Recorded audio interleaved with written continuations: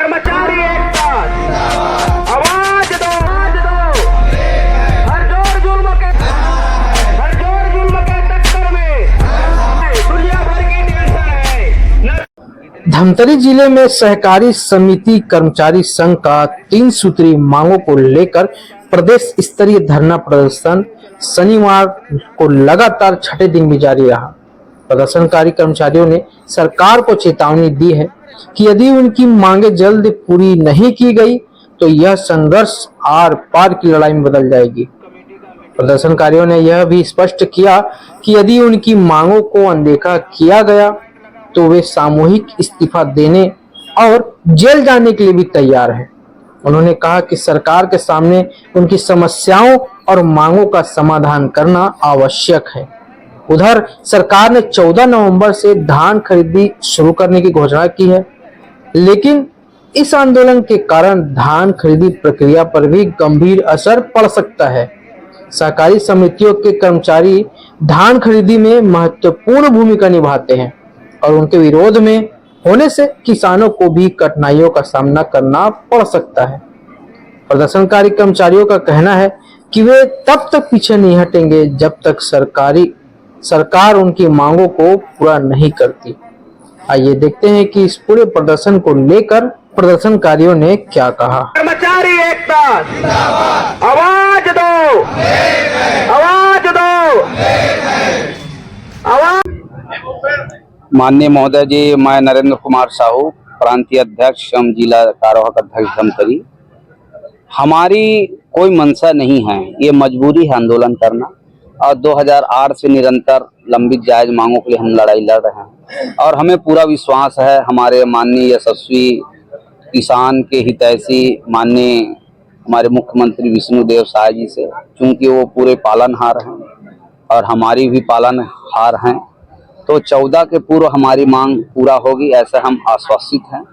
और निरंतर हम शासन से, प्रेस मीडिया के माध्यम से, जनप्रतिनिधि के माध्यम से हमारी बातों को रख रहे हैं शांतिपूर्वक और हमें पूर्ण आशा है कि हमारे जो अधिकारी हैं, संबंधित विभाग के अधिकारी हैं, हमारे सहकारिता मंत्री जी हैं और खाद्य मंत्री जी हैं, मुख्यमंत्री जी हैं, सारे अधिकारियों का आशीर्वाद हमें मिलेगा ऐसा पूरा हम लोग विश्वास लेके चल रहे हैं। और किसान के भी हम पुत्र हैं, हमारी भी किसानी है, हमारी भी खेती बाड़ी है और निरंतर हमारा उम्र खपा दिए किसानों की सेवा करते करते, लेकिन हमारी मांग जायज है कि हमारी मांग शीघ्र पूरा कर दे। हम लोग 14 तारीख को धान खरीदी करेंगे। यदि हमारी मांग को इस समय मांग पूरा नहीं किया गया तो इस समय रणनीति अलग बनाई गई है। हर संभाग से 2-2 कोर कमेटी सदस्य बनाए गए हैं, जिसमें महासंघ से अध्यक्ष, सचिव, कोषाध्यक्ष लिए गए हैं। 13 सदस्यों को कोर कमेटी बनाया गया है और इसके पहले भी हमने माननीय मुख्यमंत्री जन दर्शन में लगाया था कि धान खरीदी में सुखद नहीं हुई तो धान खरीदी का बहिष्कार करें। उसका हमारा जो मांग जायज है, यदि मांग पूरा नहीं होगा तो हम लोग डटे रहेंगे। आर पार की लड़ाई है, चाहे हमें सामूहिक इस्तीफा देना पड़े, चाहे हमें जेल जाना पड़े, चाहे परिवार सहित लड़ना पड़े, इस समय तो हम लोग डिगने वाले नहीं हैं। ऐसा अगर मान लो पूरा नहीं तो आप लोग बहिष्कार कर सकते खरीदी को। हम लोग तो शुरू से ही जन दर्शन में माननीय मुख्यमंत्री को दे भी दिए हैं कि धान खरीदी में सुखद नहीं मिलेगा तो हम धान खरीदी का बहिष्कार करेंगे। और धमतरी जिला से भी कल कलेक्टर महोदय जी को भी ज्ञापन दे दिए हैं, सारे जिला से भी दे दिए हैं। महासमुंद वाले स्टाम्प बना के दे रहे हैं कि हम धान खरीदी नहीं करेंगे, क्योंकि आज धान खरीदी समितियों के लिए गले की हड्डी बन गई है और धान खरीदी में बहुत सारी समस्या है, जिनमें से हमारा प्रमुख एक ही समस्या है कि धान में सुखद समितियों को दिया जाए। यदि सरकार सुखद नहीं देती है तो हम भी तैयार हैं सुखद ना दें, लेकिन 72 घंटा को बजाय यदि आप 1 हफ्ता में भी संग्रहण के अंदर ले जाते हैं, मिलर्स को ले जाते हैं तो सुखद ना दें।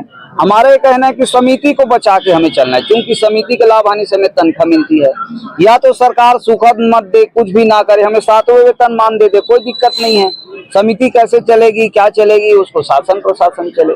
यदि मांग पूरा नहीं होगा तो ये तय है कि 14 तारीख को धान खरीदी नहीं होगी।